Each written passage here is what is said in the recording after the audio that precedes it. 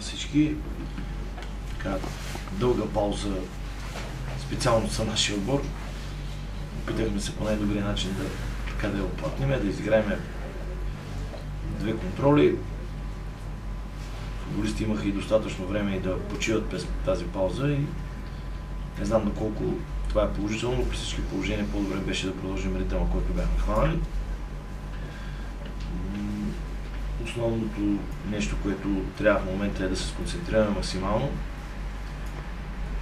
защото ни предстои изключително труден матч на един отбор срещу един отбор, който в последния си матч срещу Левски, това, което имах възможност да наблюдавам, показва сериозно израстване, една много добра организация, с едни доста добри играчи.